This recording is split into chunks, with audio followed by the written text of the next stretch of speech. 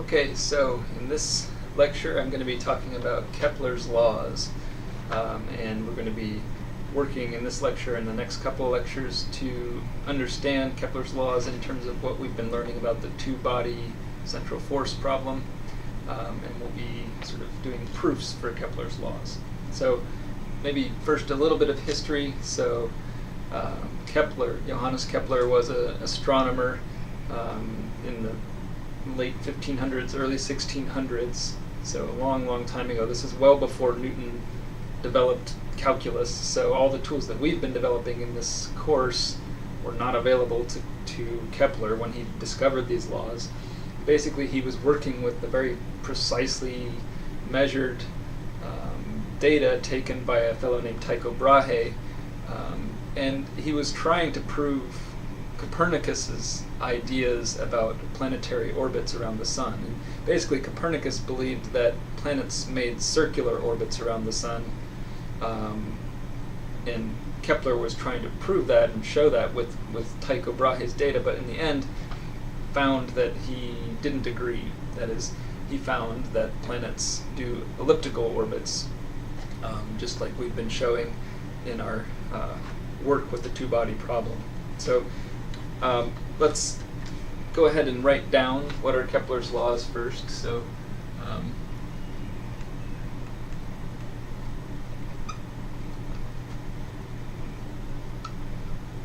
the first one,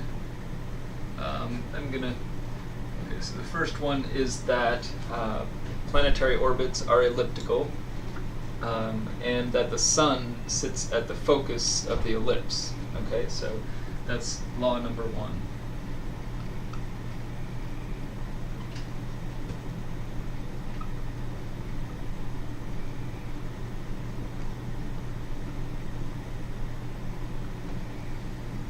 So planetary orbits are elliptical with the sun at the focus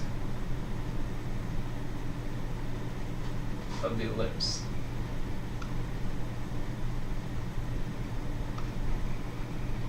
Now, if you need a refresher on the geometry of ellipses, I'm going to go into that in a moment here and remind you what is the focus and how does that relate to the parameters of the ellipse.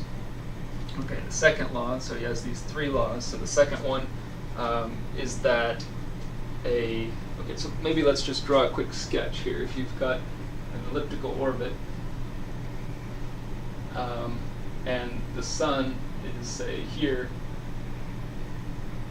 that's the sun, and a planet is making an elliptical orbit around the sun. That's law number one. Law number two states that if you draw a line joining the sun and the Earth, in particular, he was talking about the Earth. So say the Earth is here,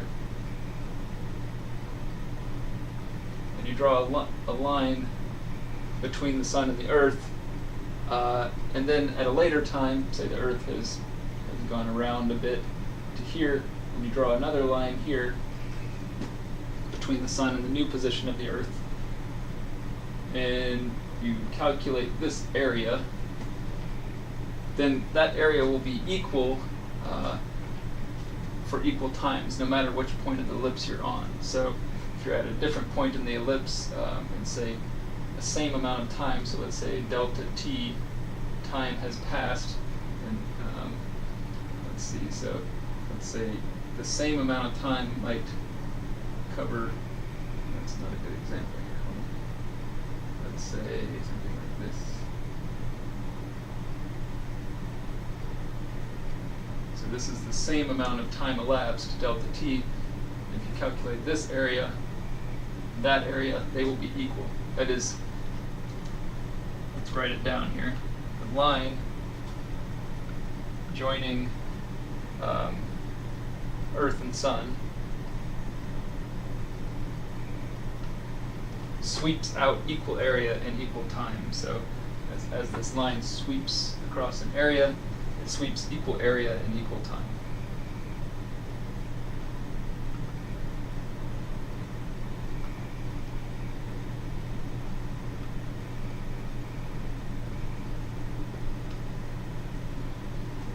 Okay, so that's the second law.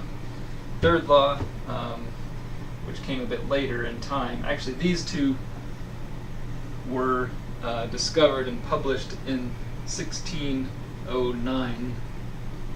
And then later, in about 10 years later, 1619, the third law was published, which states that there's a relationship between the period of one orbit, the time it takes to complete one orbit, and the size of that orbit. So this one says that the square of the orbital period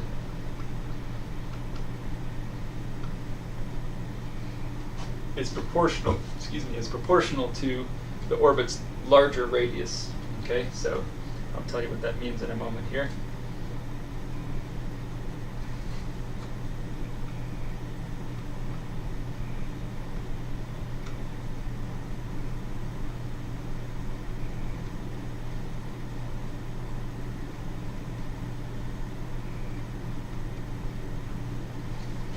Okay, so those are the three laws, and the next thing I'm going to do is spend a little time on each of them to prove them or explain them based on what we've learned so far with the two-body central force problem.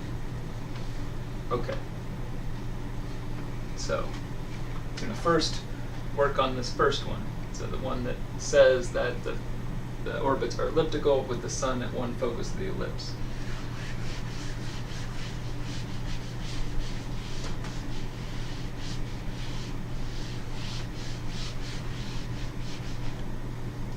Okay, so I've already shown you, in previous lectures we've showed that, so all right, let's make this topic proving Kepler's first law. 2P's Kepler's first law. Okay, so what we showed already in class is that the shape of the orbit can be written down like this. So solutions to the orbit equation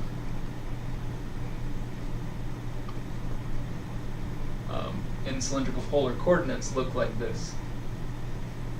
Rho as a function of phi equals c divided by 1 plus epsilon times cosine of phi.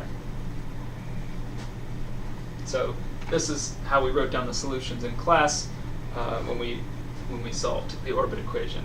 Now, and I also made the claim in class that's correct, that this does describe an ellipse. So this describes an ellipse with certain properties as we described in class. Well, depending on epsilon, it describes an ellipse. If epsilon is between 0 and 1, it describes an ellipse. But if it is different values of epsilon, as we talked about in class, can give rise to non-closed orbits, like parabolic trajectories or hyperbolic trajectories. But for epsilon between 0 and 1, this gives rise to ellipses, which is the case for the planets in our solar system, as Kepler was observing. But Kepler's first law went a bit further and said that the sun sits at the focus of the ellipse. So how can we see that from this equation? So it's not exactly obvious, probably. So what I'm going to do first is review some basic facts, some geometrical facts about ellipses, and then go from there. So let's just put over here as sort of an aside about the geometry of ellipses.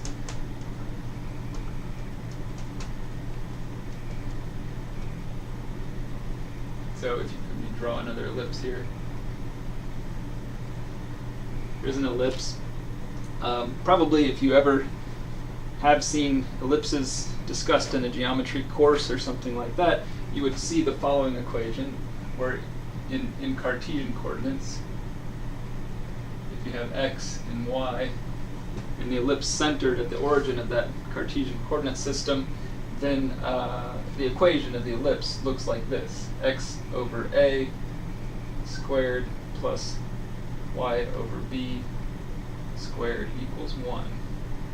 right? This is the equation of an ellipse that you've probably seen in some course or another, but if not, this is how you can write down the equation of an ellipse in Cartesian coordinate system. Now, in addition, there are some facts that you should know. So b, this parameter b is a constant that tells you this length. So from here to here is b. From the origin to the upper or the lower edge of the ellipse is b. And the long, so that's the semi-minor axis, and the semi-major axis, a, is the other constant. So that's the distance from the origin to the left or the right side of the ellipse. Okay? So that's the terminology. A is the semi-major axis, and B is the semi-minor axis.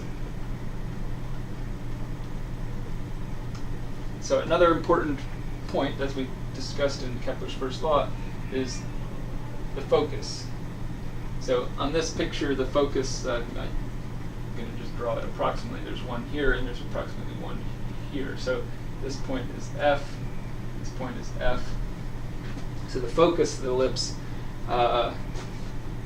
is defined as, there's two ways to write it. One way is like this, where the square of that distance to the focus is a squared minus b squared. So you square this distance, subtract the square of that distance, and that's f. Another way to write it also is a times epsilon. Remember, epsilon is the eccentricity of the ellipse. It tells you how squished, how elongated and squished the ellipse is. Eccentricity is 0 for a circle.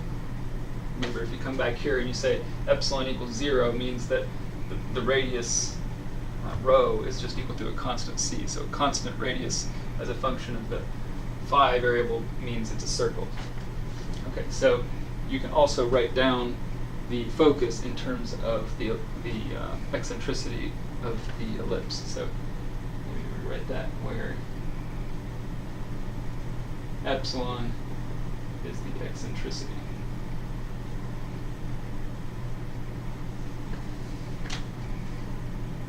And maybe you could also write down, all of these things are closely related. This is just a bunch of geometry, right? So epsilon can be written in terms of A and B, like that. Okay? All right, so those are some facts about ellipses. So if we want to prove Kepler's first law, which states that the sun should be at the focus of an ellipse, that is, the sun should maybe be right here or right there as the Earth is making this trajectory,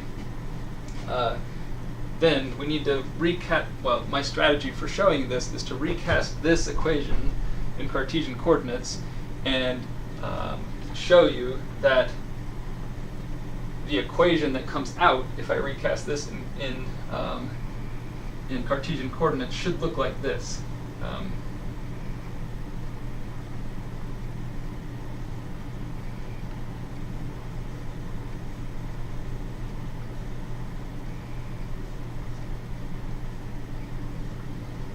That is, it should look like the equation for an ellipse where the x-coordinate is shifted by f, that is by the focal length, that f length.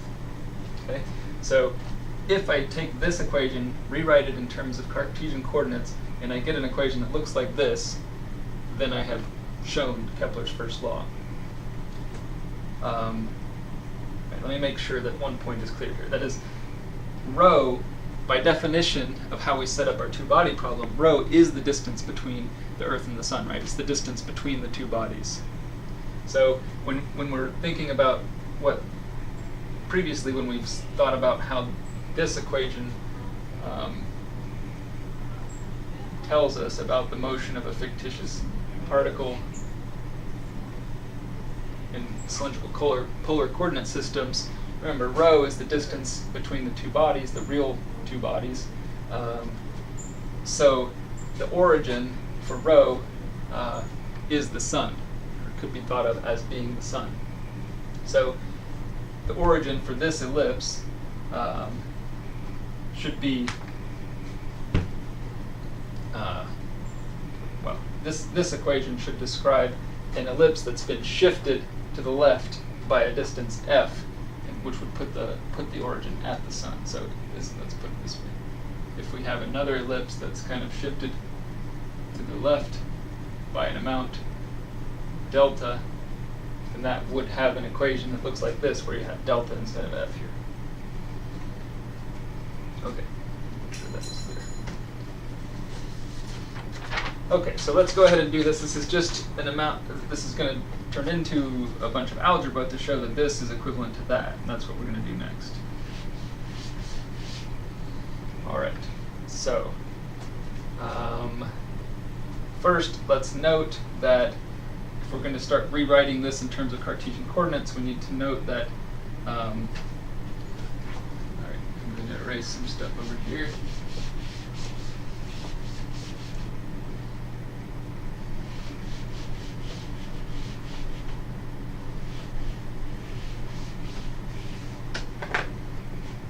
So if we're writing, or if this is the diagram to describe this orbit, we can note that in terms of x and y,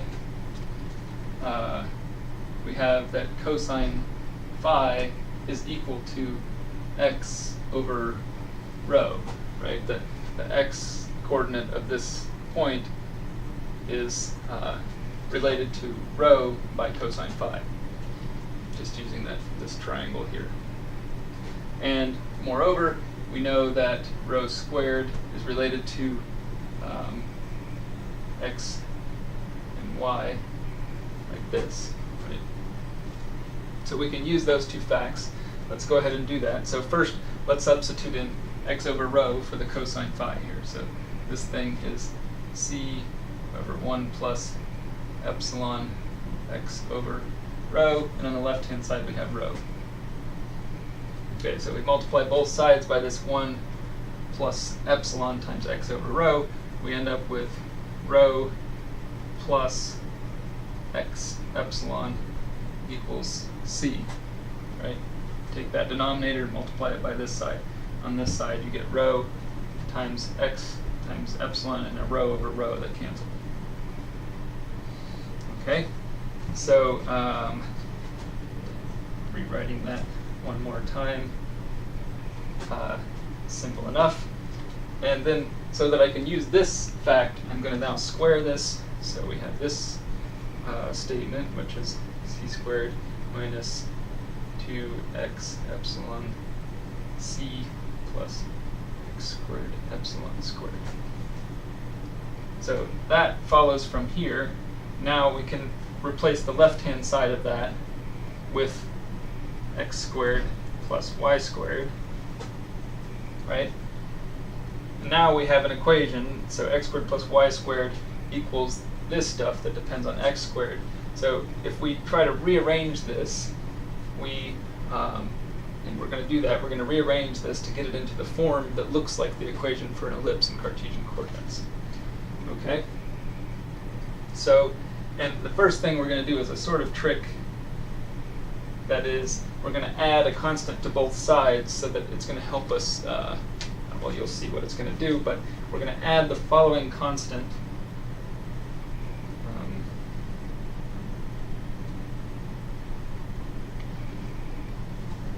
Add this constant to both sides of the equation. Okay, so if we do that, then what do we get? Let me go back up here. So the left-hand side will then become x squared plus y squared plus this constant.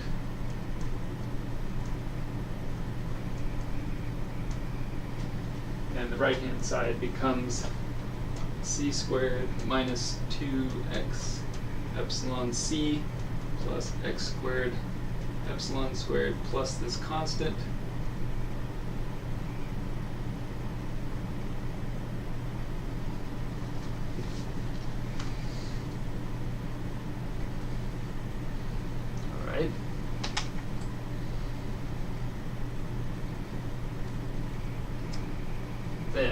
let's rearrange things a little bit. Alright, so I'm going to put both the terms that multiply x squared, this one and this one, together. So that's going to be a 1 plus epsilon squared times x squared. And then I'm going to bring this term over. That's a plus 2x epsilon c. And then we're going to have this, leave this constant where it is.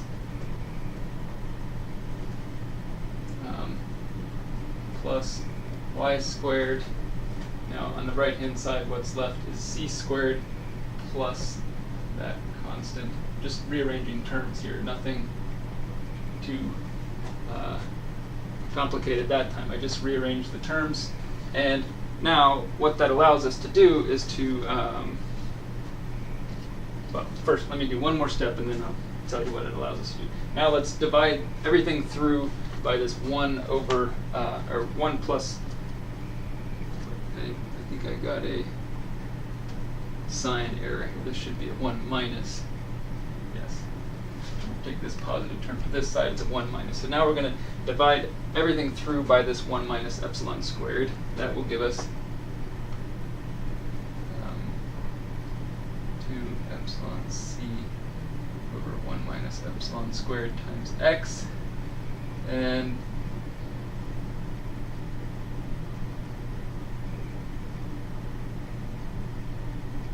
two factors of that 1 minus epsilon squared in the denominator here, plus the y squared over 1 minus epsilon squared. And on the right hand side we have getting crowded over here, so it's, and there's one more term here.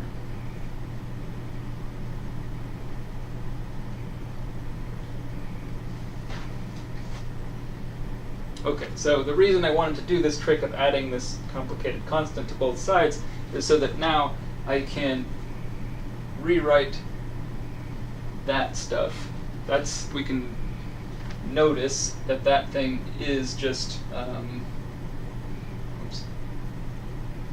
epsilon c over 1 minus epsilon squared. Right? If you multiply out that, you get this. Right? If you square this thing, you get those three terms.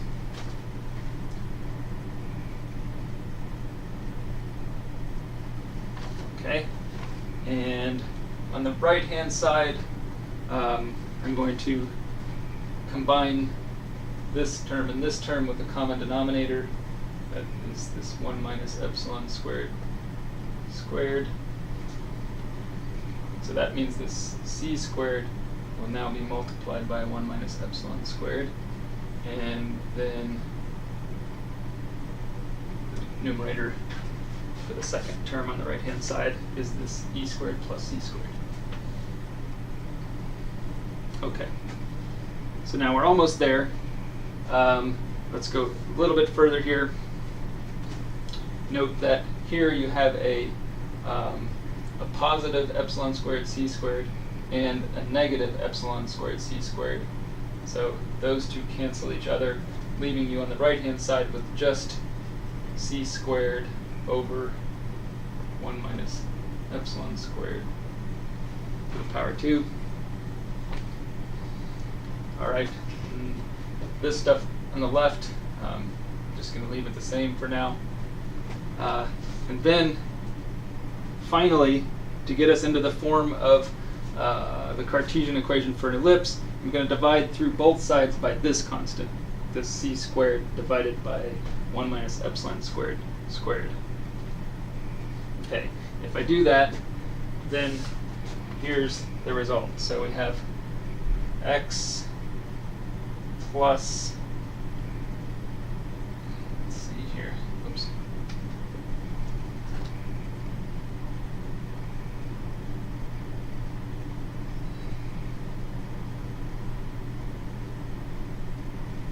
This thing squared, that's divided by our c squared over 1 minus epsilon squared. squared, and then we have y squared divided by c squared multiplied by 1 minus epsilon squared, and right side's now equal to 1 because we divided it by that. Okay. So this is now almost where we want to be here. That is, I'm going to ask you to notice that this, what I've written here, is exactly the same as the following.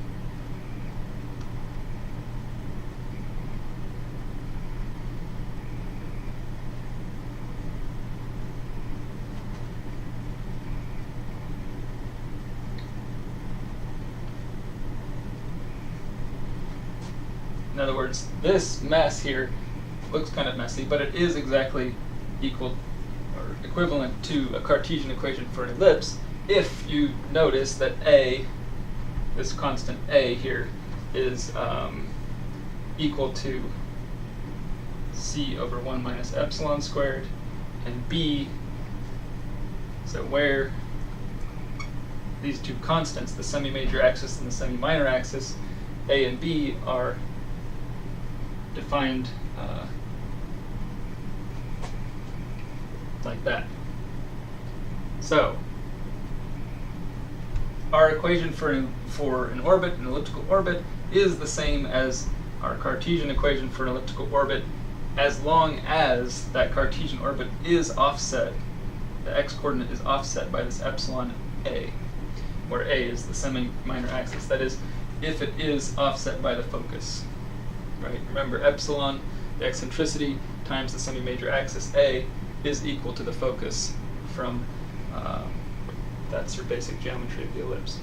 So, done. We've proven that Kepler's first law is correct. That is, we've proven that our orbit is equivalent to this orbit where the sun sits at the focus of the ellipse.